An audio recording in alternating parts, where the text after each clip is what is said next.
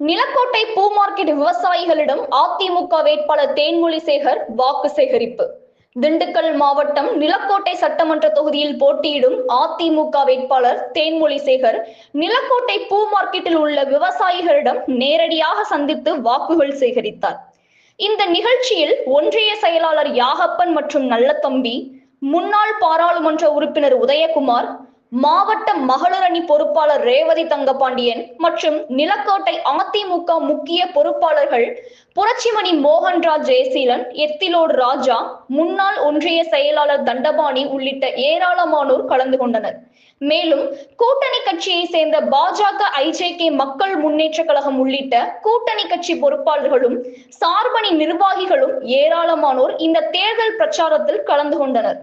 விறுவிறுப்பான அரசியல் களத்தை தெரிந்து கொள்ள நமது கனவு தமிழகம் செய்தி சேனலை பாருங்கள். நன்றி.